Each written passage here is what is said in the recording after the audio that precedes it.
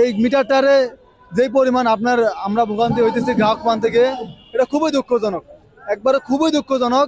যাদের গ্রাহকের এমন ভোগান্তি হয়, এখানে 200 টাকার বিলের জায়গা 2500-2600 টাকাও বিল আসতেছে, এটা খুবই দুঃখজনক। কারণ তখন গ্রাহক আমাদের যেই বাইরে যায়, আমাদের যে মিটার রিডার বাইরে যায়, মিটার রিডার বাইরে খুবই ভোগান্তি হয়। কারণ হচ্ছে তারা তারা লিখতে গেলে তখন গ্রাহক তাদেরকে ধরে যে আমার মিটার এত বিল আসছে কেন। আরে ভাই, আপনি যে নিম্নমানের মিটার দিচ্ছেন, এই মিটারটার দাম আছে আপনার 400 টাকা, আপনি গ্রাহক থেকে 1200 টাকা আত্মসাৎ করতেছেন। 1600 টাকা 1700 টাকা আপনার গ্রাহক থেকে আরবি থেকে আপনি আত্মসাৎ করে, এই আরবি আমাদের আমাদের গ্রাহক থেকে আত্মসাৎ করে এগুলো তাদের পকেটে ঢুকায়।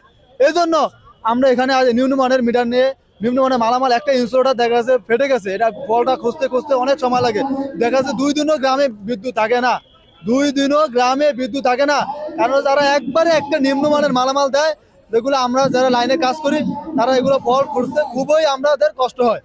আর বিশেষ করে আমরা এখানে যে একটা সিস্টেমে কোন ইনস্টেশনে, সরকারি ইনস্টেশনে, খুবই দুঃখজনক, সরকারি ইনস্টেশনে কোন ইনস্টেশনে আছে যে আপনার একটা মিটার রিডার 36 বছর চাকরি করে সে খালি হাতে যাবে? এটা কোন ইনস্টেশন আছে? একটা লাইন শ্রমিক সে আমাদের মতো একই কাজ করার পরে সে কিভাবে চুক্তিবিধি থাকে 36 বছর পরে, সে কিভাবে খালি হাতে বাড়ি যায়? এটা কোন স্টেট সরকারি স্টেট আছে?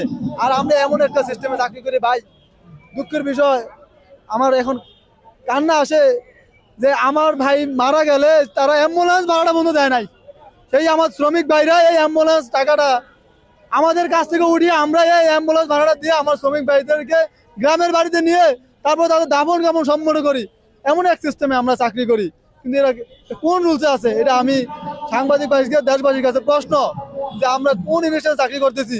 আর যে গ্রাহক 14 কোটি গ্রাহক আমরা বিদ্যুৎ দিয়ে থাকি, 3,72,00,000 মানুষ ঘরে আমরা বিদ্যুৎ পৌঁছে দিয়ে দিই, আজকে সেই গ্রাহকরা ভোগান্তি। এবং গ্রাহক এটা বুঝতে পারে নাই যে একটা একটা ঘরের মধ্যে কেন কিভাবে এত বিল আসে। কারণ এটা গ্রাহককে অবশ্যই মাঠে নামা দরকার, অবশ্যই তারা এখানে মাঠে আসা দরকার, যে আমাদের সাথে সংহতি প্রকাশ করা দরকার যে গ্রাহকদের। এটা যদি আমাদের আন্দোলন না ভাই, আমাদের দাবি দাবা নিয়ে আমরা এখানে দাঁড়িয়ে নাই। আমি একজন সরকারি নিয়মিত চাকরিজীবী, আমি কি চাকরিচ্যুত? আমি চাকরিচ্যুত না। আমি কেন এখানে আসছি? আমি এখানে একমাত্র আসছি যেই গ্রাহকরা যেই পরিমাণে ভোগান্তি হচ্ছে, গ্রাহকদের জন্য আমরা কথা বলতে আসছি। যে সবার পকেট থেকে টাকা খাইতেছে, সবার পকেট থেকে টাকা দিতেছে, এগুলো দিনমজুর কষ্ট করা গ্রাহক, গ্রামে গ্রামে যারা কষ্ট করে তারা প্রচুর পরিমাণে কষ্ট করে, তাদের কাছ থেকে এইভাবে একটা মিটার 3 থেকে 400 টাকা 1600 টাকা কিভাবে নেয়? একটা মিটারে বিল আসছে মাত্র আপনার 20-25 ইউনিট, 30 ইউনিট, 100 ইউনিট, ওই জায়গায় কিভাবে 7,500 ইউনিট আসে? সারাদিন জ্বলবে আর ইউনিট উঠবে, সারাদিন টিপ টিপ করবে আর ইউনিট উঠবে, এগুলো নিম্নমানের মিটার, এগুলো আমাদেরকে দেয়। আর আমাদের গ্রাহক বন্ধুদের প্রচুর ভোগান্তি হওয়া লাগে। দুষ্কৃতির ভাবে যেভাবে মামলা দেওয়া হয়েছে, সরকারি ভাবে যে স্বৈরাচার শেখ হাসিনার আমলে তাদেরকে যে রাজাকার বলে মামলা দেওয়া হয়েছে, ওই মামলাগুলা সর্বোচ্চ এগুলো প্রত্যাহার করতে হবে, মামলাগুলো উঠাতে হবে, তার বিরুদ্ধে নিঃশর্তভাবে জামিন নিয়ে মুক্তি দেবে সরকারের কাছে আবেদন। আর দ্বিতীয় কথা হচ্ছে, আমার যে ভাইরা এই এখানে আজকে চুক্তিভিত্তিক মিটার রিডার এবং কি লাইন শ্রমিক যারা চুক্তিভিত্তিক, তাদের চাকরি অবশ্যই নিয়মিত করতে হবে। কারণ তারা আমরা একই প্রতিষ্ঠানে চাকরি করি, দেখতে খুবই খারাপ দেখা যায় যে আমি একই কাজ করি, উনি একই কাজ করি, উনি চুক্তিভিত্তিক, আমি সরকারি, আমি নিয়মিত। এই বৈষম্য আমরা বাংলাদেশ চাই না। এই বৈষম্য আমরা বাংলাদেশে এই এই জন্য আমরা রক্ত দেই নাই 5ই আগস্টে, জুলাই আমরা এই জন্য রক্ত দেই নাই।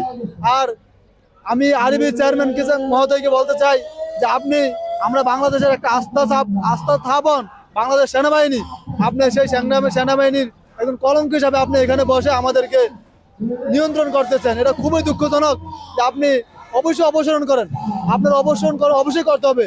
কারণ আমরা এই এই মানুষগুলো এখন সর্বশেষ এমন অবস্থান হয়েছে, আমরা 14 দিন পরে আমরা এখানে আমরা ঈদ উদযাপন করব, আমরা এখানে ঈদ উদযাপন করব। কারণ আমাদের দেওয়ালে পিঠ থেকে গেছে, কারণ আমাদের শ্রমিকদের দাবি দাবা কেউ শুনতেছে না। এজন্য আমরা এখানে এমনবার বলছে, হয় মৃত্যু নয় মুক্তি, মৃত্যু নয় মুক্তি। আমরা এখানে থাকবোই, অবশ্যই আমাদের বিজয় নিয়ে আমরা মাঠ থেকে ফিরবো। চেয়ারম্যান সাহেবকে বলতে চাই, আপনি যদি আমাদের দাবি দেওয়া না মানেন, তাহলে আমরা, এমনকি বিদ্যুৎ উপদেষ্টাকেও বলতে চাই, আমাদের দাবি দেওয়া না মানেন, আমরা 14 দিন পরে আমাদের আমাদের বড় দল বিএনপি এমনকি আপনার এনসিপি, বিভিন্ন দল, জামায়াত ইসলাম এমনকি ছাত্র আন্দোলন, সমস্ত দল আমাদেরকে সংহতি প্রকাশ করছে। 14 দিন পরে আমাদেরকে বাধ্য করা হবে রাস্তায় নামার জন্য। কারণ হচ্ছে আমরা এতগুলো মানুষ এখানে থাকতেছি, আমাদের খরচ হইতেছে, আমরা কষ্ট করে থাকতেছি, এক একজনের প্রায় 14 থেকে 15 হাজার টাকা খরচ। আমরা খাই কোথায়? আমাদের কোনো ওয়াশরুম নাই, কোনো থাকার জায়গা নাই। এই মানুষগুলো এই বৃষ্টির মধ্যে অবস্থান করতেছে। আপনি কি চেয়ারম্যান সাহেব দেখেন নাই কানের মধ্যে? আপনি কি চেয়ারম্যান সাহেব দেখেন নাই বা বিদ্যুৎ উপদেষ্টা দেখেন নাই? আপনি কি চোখের মধ্যে কালো চশমা পড়ছেন? এই মানুষগুলো কি পরিমাণে কষ্ট করতেছে।